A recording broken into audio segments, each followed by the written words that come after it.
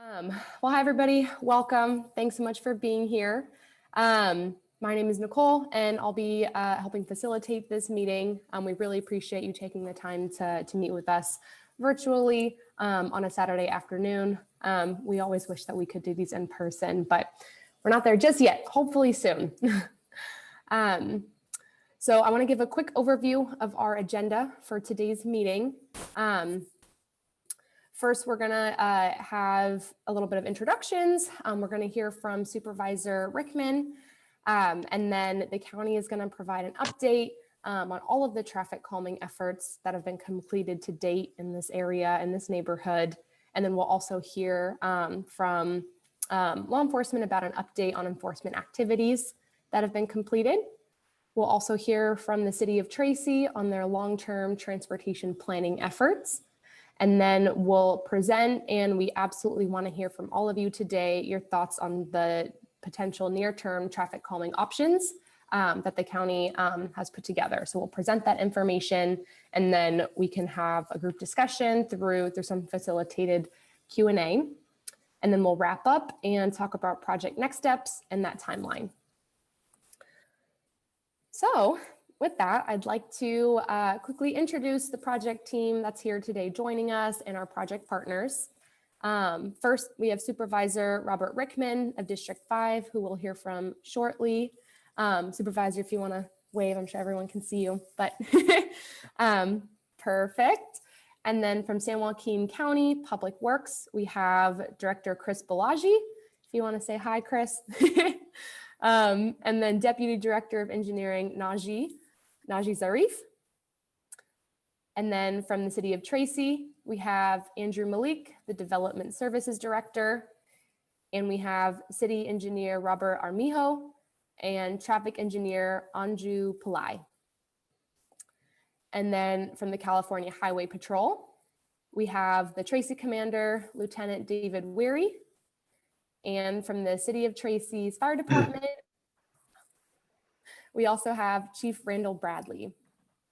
And then again, my name is Nicole Porter. I'm with AIM Consulting. And then we also have Emily Candre from our team, and we're here to help facilitate the Q&A discussion. And if you have any questions or face any technical issues, you can message Emily in the chat box and she can help you resolve it. All right, so with that, I want to turn it over to Supervisor Rickman for some opening remarks. Supervisor Rickman, go for it. Thank you, Nicole.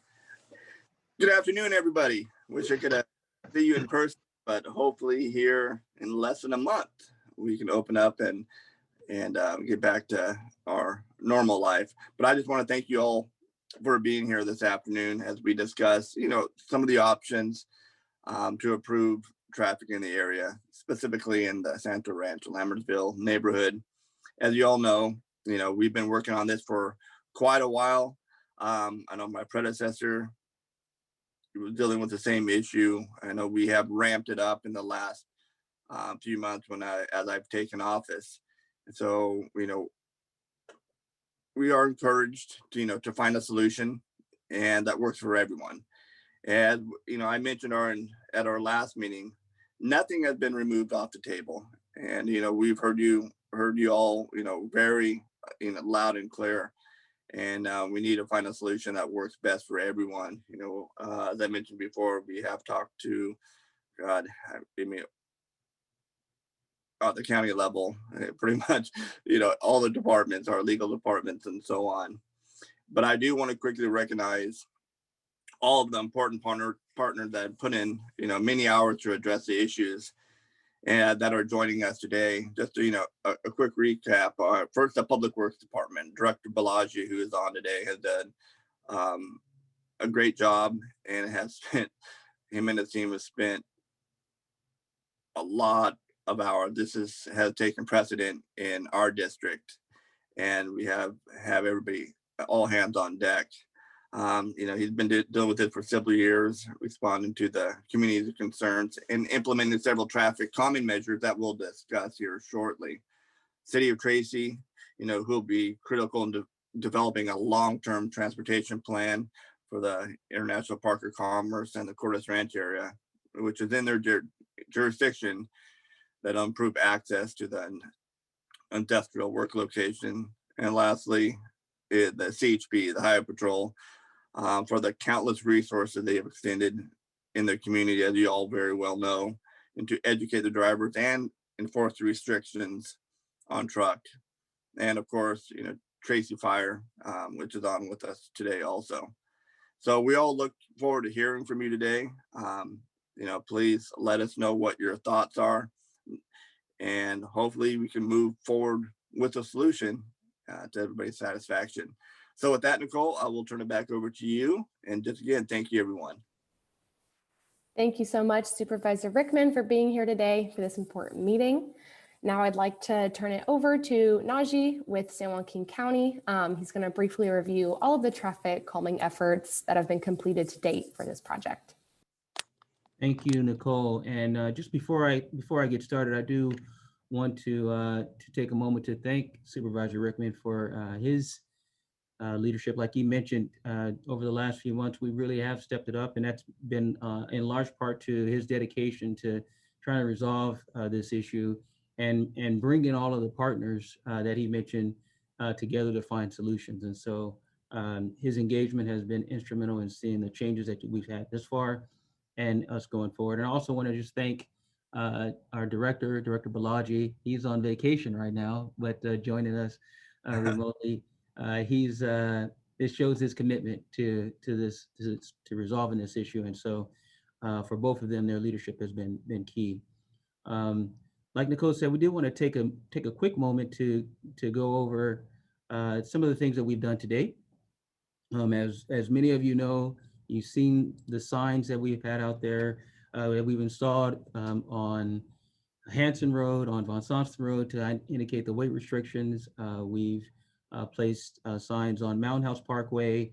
Down in the city's jurisdiction, we've placed signs. We've instituted message boards, the changeable message boards, to indicate that there are weight restrictions and that trucks should avoid the community. And so that we've put those out.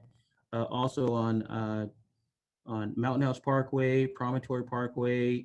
Briefly, we had them on Grant Line Road, as well as on Von Sonston.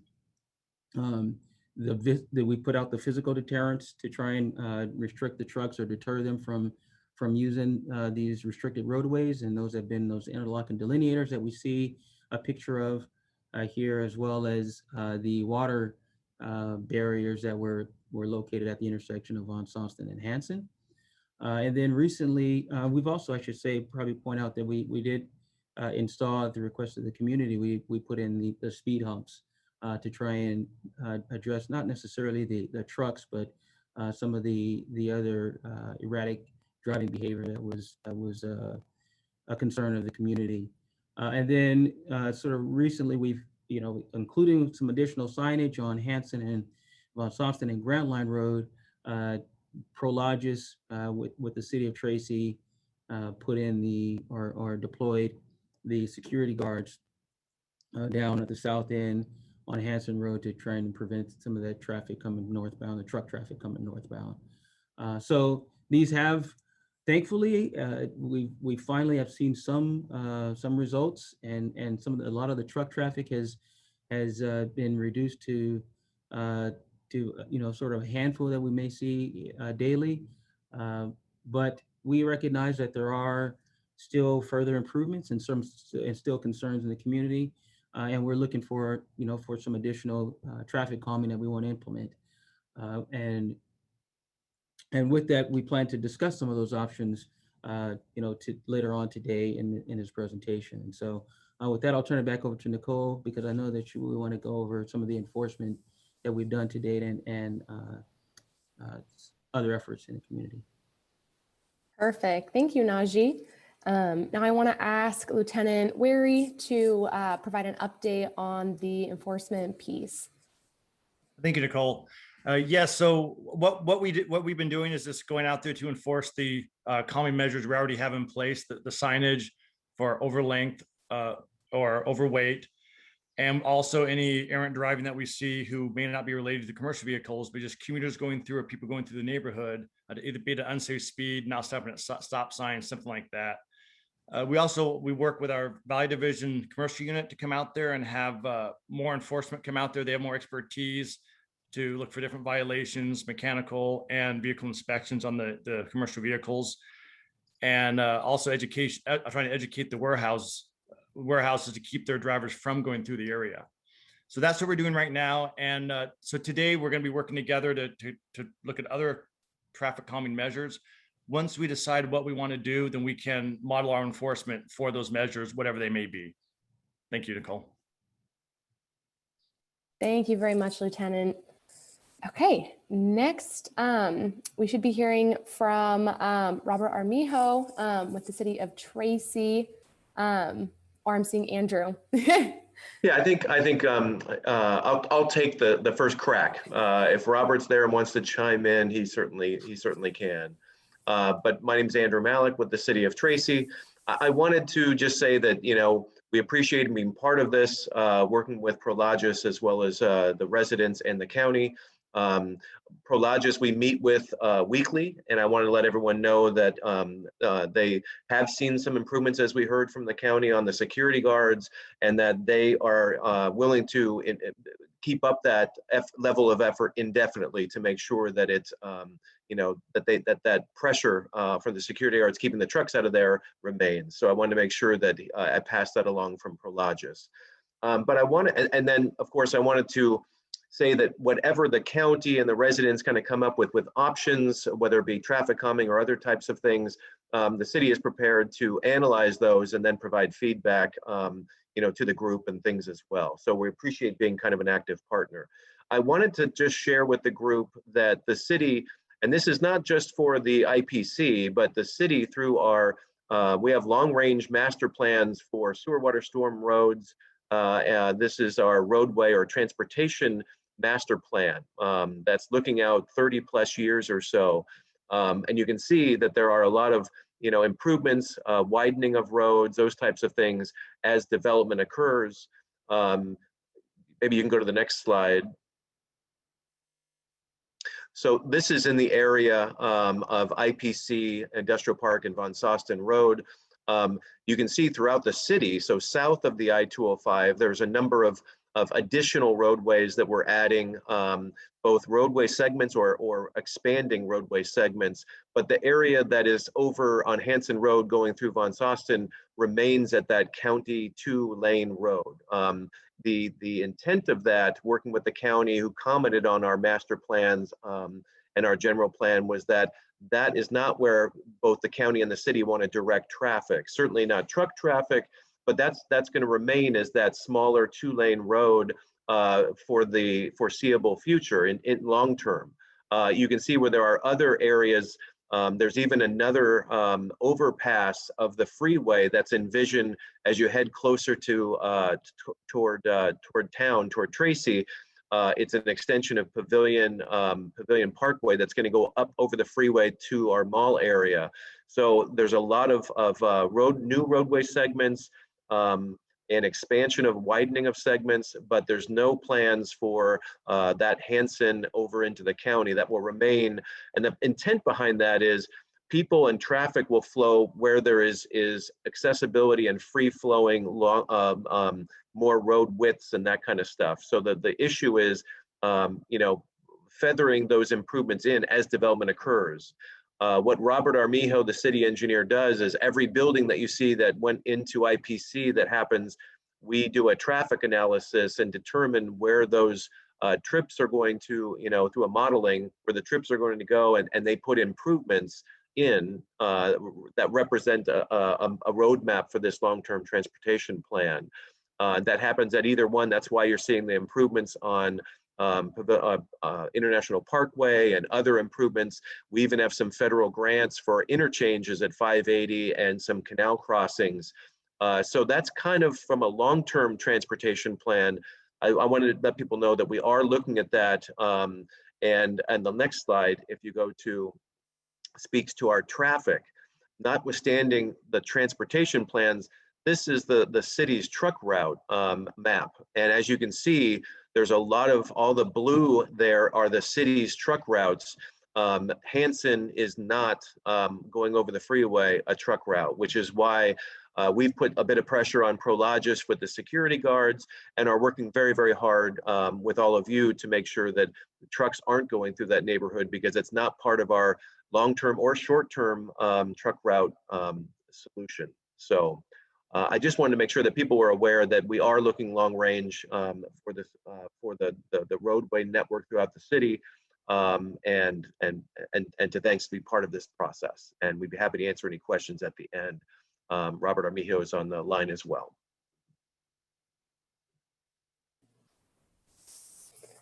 Okay, thank you, Andrew.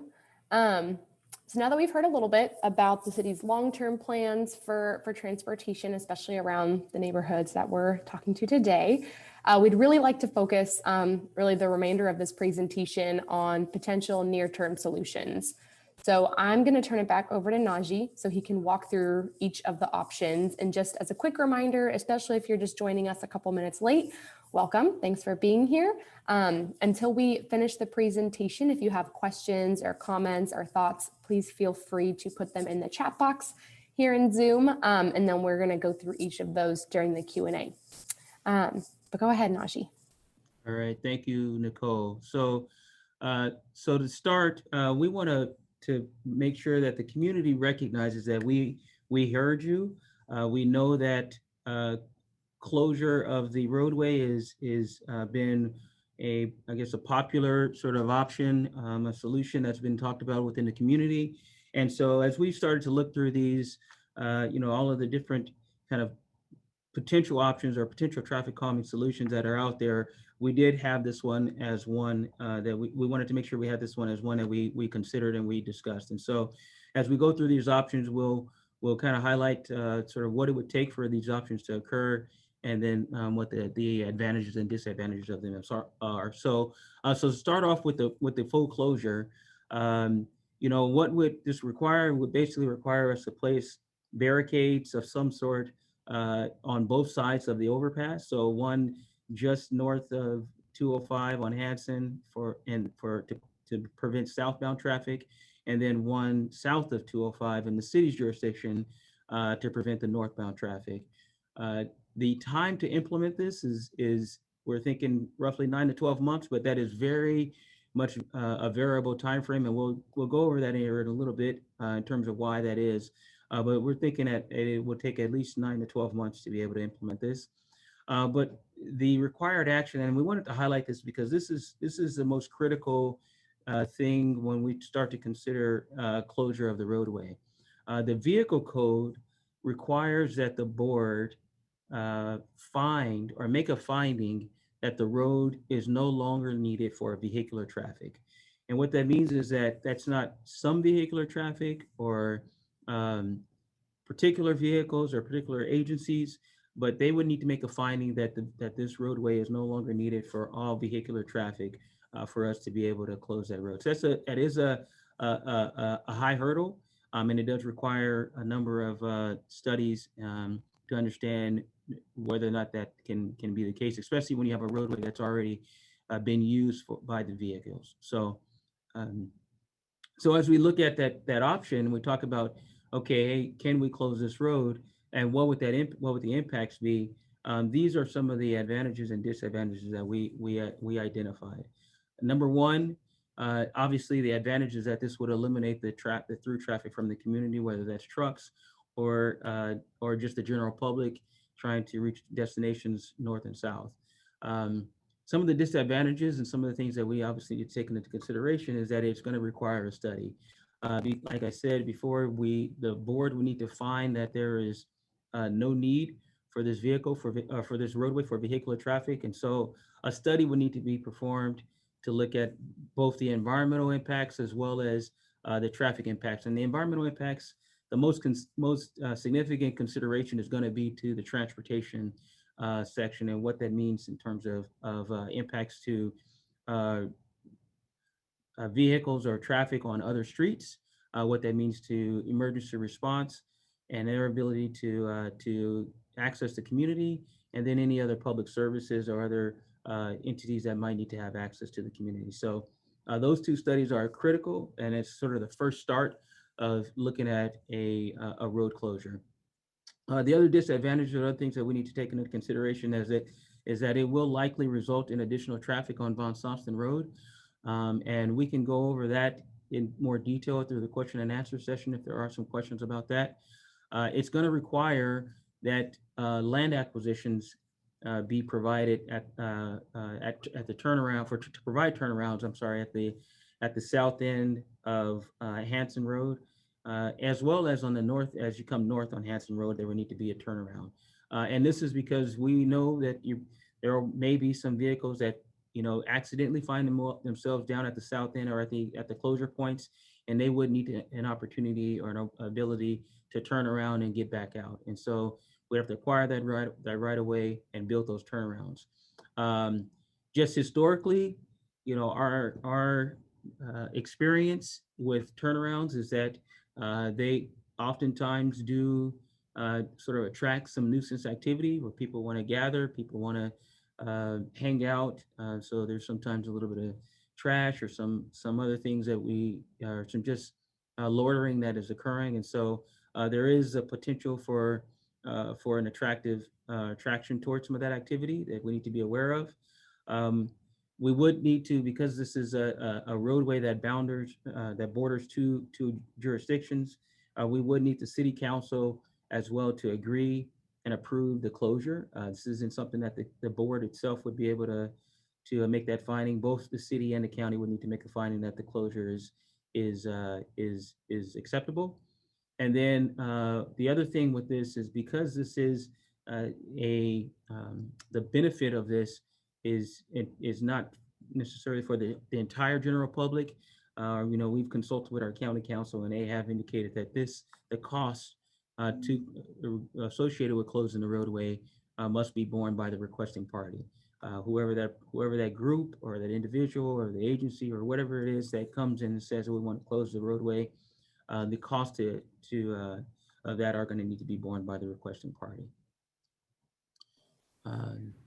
And so this is just an example really quick of what those turnarounds might look like. There's kind of two options that we use in the county. One of them is like a typical cul-de-sac where it's a circular roundabout or turnaround area that vehicles could use. The other type that we have used and implemented in some agencies or some locations is a 3-point turnaround. And this one's it's a little bit better in terms of preventing some of the donuts and some of that type of activity, and it has a slightly smaller footprint. But we just wanted to provide an idea of what some of those options of a turnaround might look like at both ends of the closure. And then, like I said, since these costs would need to be borne by the requesting party, we wanted to provide just a sort of preliminary look at what those costs might be. So like I said, it starts off with that traffic study and the environmental review. And we've estimated that could be as much as $50,000, if not more, depending on what type of challenges or what type of mitigation is required. The right-of-way acquisitions, 6,000 square feet, which we think is sufficient to be able to acquire right-of-way for two turnarounds at $75,000. Construction of those two turnarounds or cul-de-sacs at $100,000 total, and then the installation of the barricades on both sides of the overpass at roughly $10,000. So this is an estimate of $235,000 is what we've put on this. However, like I've said, this could vary significantly, especially when you talk about the right-of-way acquisition costs and what that might entail if you lack a willing seller, if someone's unwilling to sell their property or provide it, then there are a lot of variables there that we might run into, and as well as the scope of the construction for the turnaround could have some variable to it that we are unable to really nail down at this time. So, but this is sort of the preliminary cost of what we would think it would take to close the roadway. Hey, And- Najee. Yes. Sorry, real quick, before we go on to option 2, I do just want to address Patricia in the chat box asked, which board are you referring to when you talk about closing Hanson Road? And I just wanted to confirm, Jim had mentioned that it's the County Board of Supervisors. That is correct. Yes. Yes. Thank you. Yeah. So yes, that would be our county board of supervisors. We would need to approve the closure of the roadway in the county, and then there would also, because this crosses over into the city, and there would need to be a closure on the city side. They would also need to weigh in on that decision and approve the closure of Hanson on their section, on their side of the overpass. Okay, so beyond, the closure, we did want to look at, what are some other options to try and address some of the concerns about traffic, both truck traffic and vehicular traffic along Hanson Road.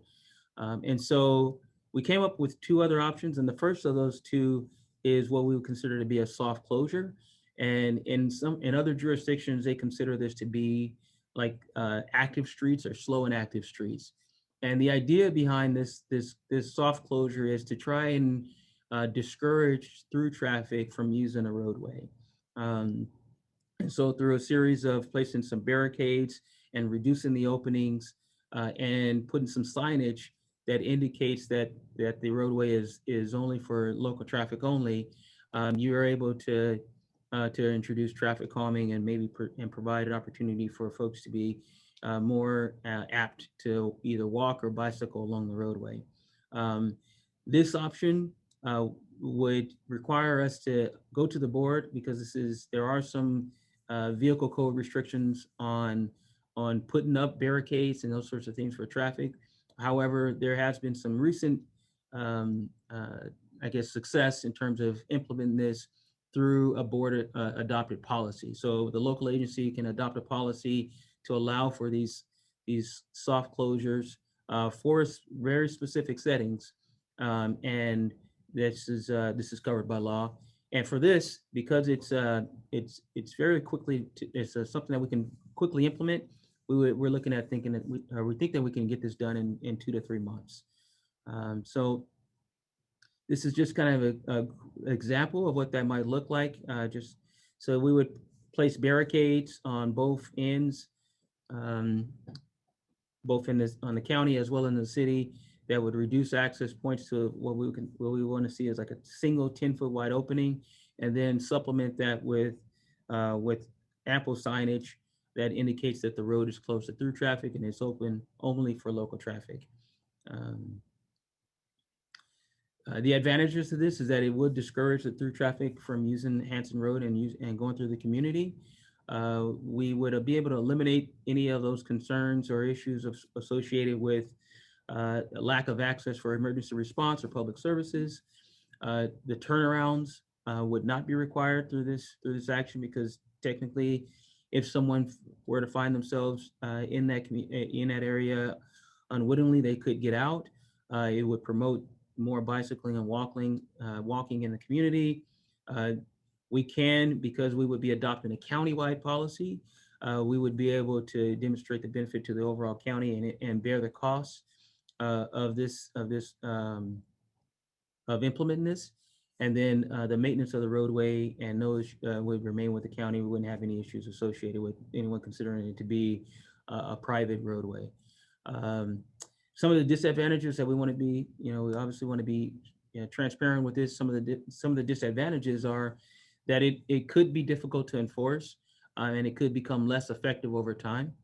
As folks understand that they can go through the area, we may see some offenses in that regard.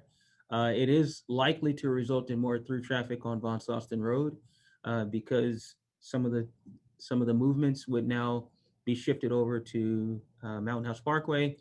And again, we would need the city to agree to the soft closure that is implemented and put some signage and barricades and of the like within their jurisdiction as well. And then the third option, or third option that we came up with was to implement a one-way street on Hanson Road for certain sections. And so, as you can see on the diagram, we would put a one-way street from Von Soston to Sorellis. So that would be northbound only. They would be you would only be able to travel northbound on Hanson between Sorellis and Von Soston. From Sorellis down to the last driveway, we would allow for two-way traffic. And then south of that last driveway over the freeway would be one-way traffic, northbound again only. And so we'll explain sort of the reason why we want to do this in just a little bit, but the reason why we want to have that we implement or we keep the two-way traffic zone is that the residents between Sorellis and the southerly driveway, we want to allow them to be able to access their property still and not have to circle around to into the city of Tracy and come up from the south. So this would allow them to use the neighborhood streets, Courier or Grunauer, Redondo, Sorellis, to be able to get over to Hanson and then get into their homes. But it would prevent any through traffic that wants to go southbound into the city. The one-way traffic section south of that last driveway would prevent them from continuing south into the city, and so that would eliminate anyone trying to see if they can cut through the side streets to be able to get southbound.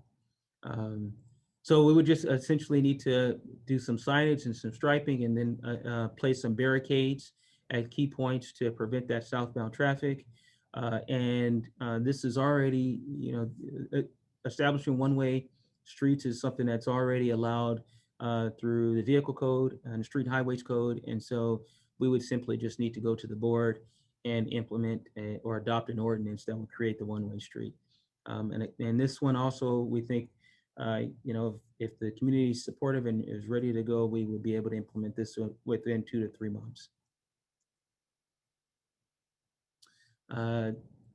So the advantages of this, so it eliminates the southbound traffic at Von Soston Road.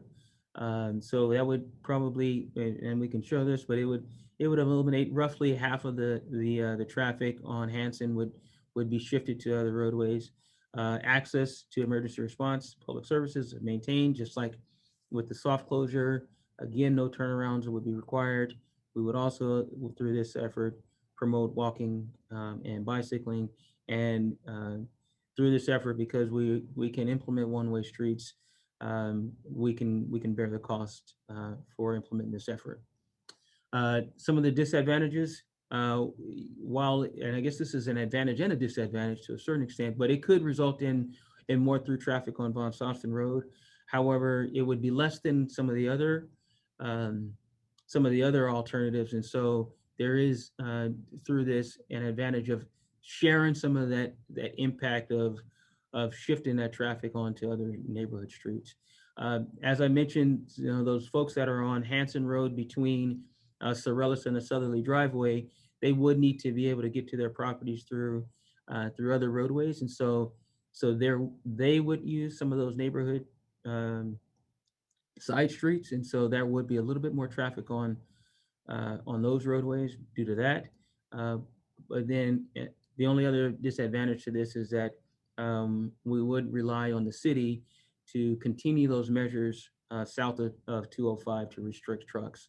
But thankfully, we heard from Andrew Malik earlier that Prologis is committed to having the security guards there indefinitely as we deal with this issue, and until longer term plans can be implemented.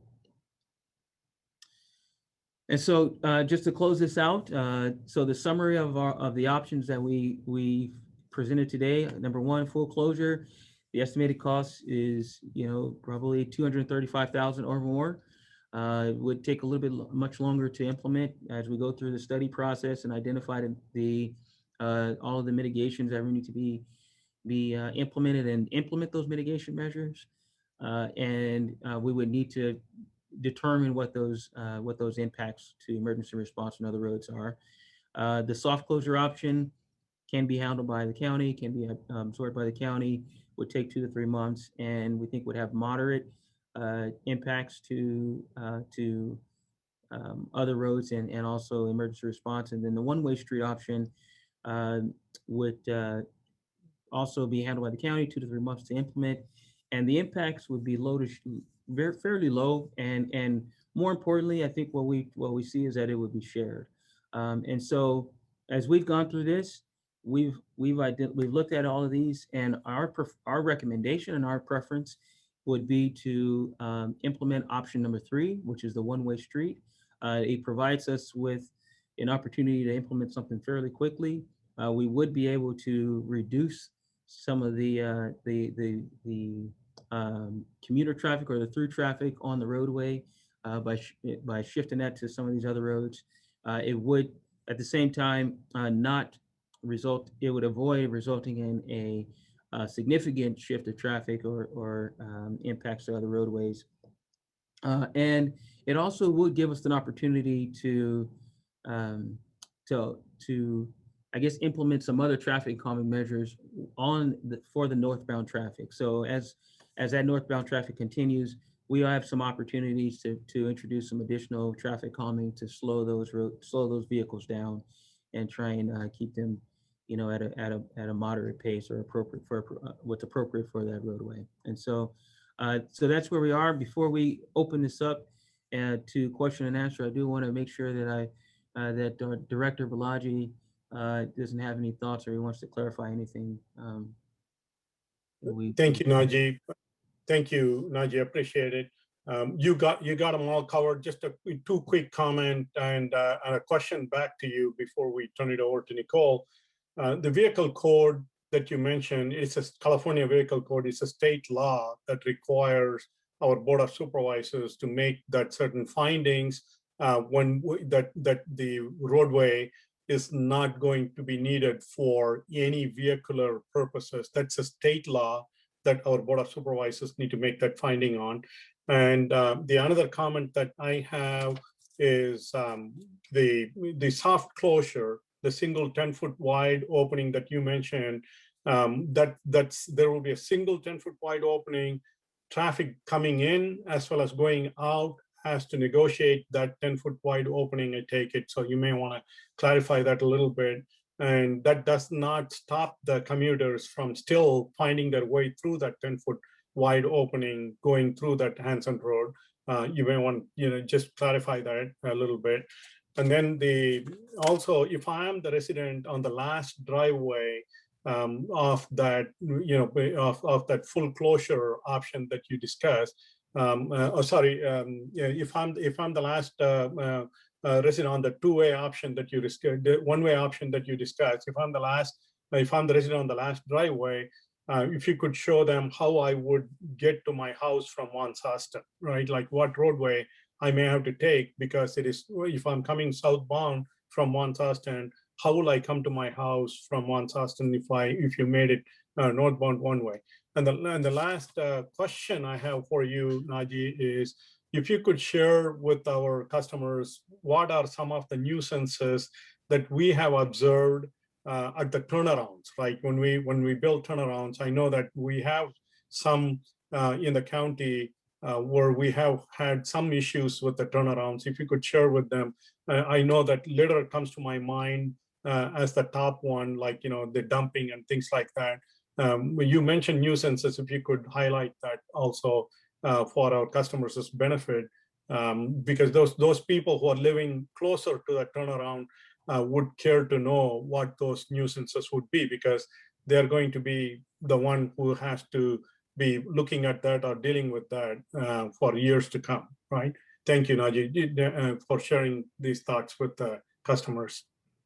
Sure, no, thank you, Director Balaji. So yes, so I think, like you clarified, that is a vehicle code is a state law that requires that that finding be made by the Board of Supervisors or the City Council, depending on the jurisdiction that's taken under consideration. And with respect to and you're right, yes, if with the soft closure, it would be a single 10-foot wide opening that would need to be negotiated by both entering and exiting vehicles. So they would need to take turns, or if there's two people trying to get in or get in and out at the same time. And like, yeah, and to your point, this is one of the disadvantages of it. Like I mentioned, is that it could lose its effectiveness. So I think you would see early on, drivers would recognize that, and they would adhere to it, and they would say, okay, the road's closed, and they would continue on their way. Over time, you could see certain drivers that know that they can just kind of go around the barricades. They may start to find themselves going, cutting through because they can. So there would need to be, maybe some additional enforcement, to try and follow vehicles and see if they go through, and try and ticket them that way. But that's, that we would need to be realistic in terms of, how effective that might be. And now on the one-way traffic option, as I have up here, so these property owners that say you're within this two-way traffic zone, or you're at the south end of the two-way traffic zone at last driveway, if you need to get access to your property, you would, off of Von Sostin, obviously use either Courier or Grunauer, I guess, if you so choose, but one of these two roadways to come in. You then use either Redondo or Sorellis and come over to Hanson, and then you would be able to make that left turn and go southbound and get to your property. And when you're ready to go, to leave, you would do the reverse and make that left turn out, go northbound, make the right onto Sorellis, and then find your way back over to Von Sostin Road.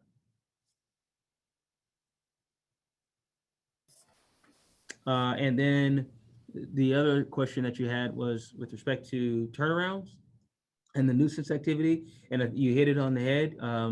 What we've seen and what we've heard is, in terms of complaints, are essentially associated with loitering. So folks just, in the middle of the night, they're out there hanging out, drinking beer, or doing, whatever they want to do, and littering and leaving trash behind. We've had some instances where folks have come. We've had some illegal dumping at turnarounds and secluded turnarounds where, folks in the middle of the night will come and dump trash. And then we've also had some of the erratic driving behavior. So we've had instances where folks are calling and complaining, especially when you have the circular turnaround, where individuals are doing donuts and quote unquote sideshows and sideshow activity, in the turnarounds. And so those are some of the things that we just need to, be aware of, that, some of that activity may pop up, when we install a dead end turnaround.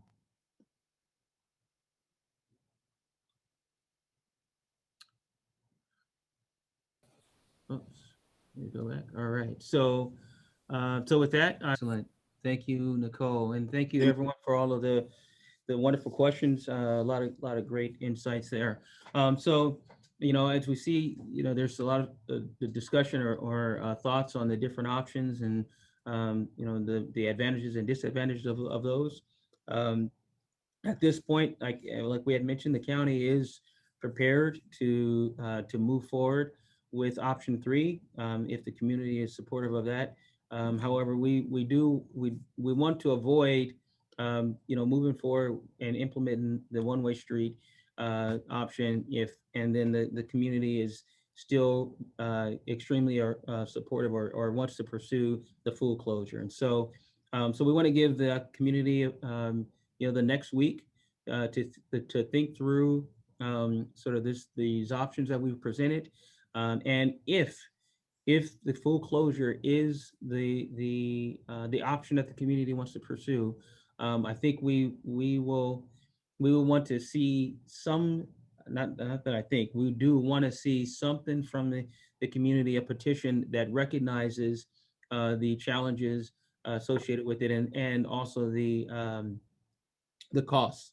And so we will, if the community wants to do that, between now and Friday, we're going to give everyone until Friday the 28th to provide any additional comments, any thoughts, and if the community wants to pursue the full closure, to indicate that that's the option that they want to go. If that is the way the community wants to go, we will provide a sort of a disclosure or petition that we would want folks to sign. Anyone that's associated or wants to pursue that they would sign, that indicates that they understand the cost associated with it, and also the findings that need to be made by the board. And I want to just reiterate one of the things that the Director Balaji pointed out, and that is, the first step of this is really just the study, right? So we have to do that study, and we have to figure out what is going to come out from there, whether or not it indicates that this is a viable alternative. Beyond that, we would need to take this to the board, and the board would need to make the finding that says, yes, this road can be closed. So that is the hurdle that we would need to overcome, and we will want to make sure that everyone in the community recognizes that that is the route that we're going to take. If the community, on the other hand, is agreeable to option 3, and the county does implement option 3, there is going to be some buy-in that's required of that. And what I mean by that is, what we want to avoid is putting in the one-way street, and then 2 or 3 months later we're going to revisiting the full closure or some other option. And we are more than willing to sort of pivot, and like we've shown in the past, hey, we'll put something in and we'll adjust, and we'll try and make changes and to what we've installed to make sure that it's more effective, or if it can be more effective. But we do want to avoid implementing and putting the county's the public funds into the one-way street option just to pivot and try and go to a full closure. And so that's why we want to give this week for the community to kind of think through these and talk amongst themselves, ask us any additional questions that they may have, and then but ultimately hopefully let us know by next Friday what the general consensus or the general direction that the community would like to go. Really quickly, we want to make sure that we give Supervisor Rickman the floor to express his final comments, and just want to make sure that our customers know that it will be status quo until the community decides and the board approves any of the board of supervisors approve any of the options that we choose. Until such time, it will be status quo. The county will not be doing anything without vetting this process through fully. That's number one. And as I invite turn it over to Nicole to invite Supervisor Rickman for the final comments. I saw some of the members of the community asking for more than the Friday timeline. So you may want to think about that while Supervisor Rickman offers his final thoughts. Turn it back to Nicole. Thank you, Chris. Okay, yeah, Supervisor Rickman, do you want to help us wrap up? Thank you, Nicole. I just want to thank everybody who joined us today. Of course, Public Works, City of Tracy, Highway Patrol, and the fire department, and most of all, the residents. And we won't be making any decision without your input. And I sympathize for what you guys are going through. And as I mentioned before, hey, I was born and raised here in Tracy, so I know that area very well, and I know what it was before and what it is now. And this is our number one priority. We're dealing with traffic issues here in South County. I know we're dealing with several other issues. For example, off of Paradise Road, they just opened up the back end of Lathrop, so we're trying to look at some common measures on Paradise, Casson Roads, another road. But I want to reassure you that this has our full attention, as you can see, and we're all in this together. And we will be consulting and talking with you before any decisions are made. And likewise, the communication, the doorway is open on both sides. So as you have in the past. If you have any concerns, please contact my office or contact Public Works, Mr. Balaji. But again, I want to thank you all for taking the time out of your Saturday, time with your family to come and help us find a solution. And so we can move forward together, hopefully eliminate a lot of these problems. So thank you, Nicole, for being with us today. Also, I mean, you did an excellent job, and hopefully we've answered all the questions to everybody's satisfaction. If you do, like I said, if you have some additional questions, please shoot us an email. Mr. Balaji, Najee, and Najee, thank you very much for being here and all your thoughtful information. So thank you, everybody. Have a great weekend. Thank you very much, Supervisor. Okay. Well, I think, Najee, did you have anything else that you wanted to add before we end today? No, I just want to thank everyone again also for joining us. And we have here on the slide, just a reminder, and we see that there are this request for us to consider some additional time, and that's fine. I mean, like Supervisor Rickman indicated, we really want the community's input.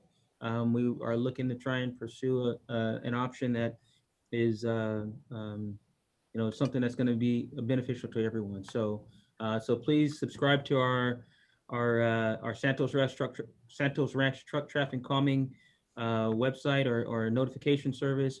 And then also, if you do have any of those questions, they can be submitted to the trafficengineering@sjgov.org email address. So thank you again, Nicole, for everything. Thank you, Director Balaji, for joining us while you're on vacation. Appreciate that. And thank you again, all the attendees for your input today. Okay, wonderful. Well, thank you, everybody, and have a wonderful rest of your Saturday. Thanks for being here with us today.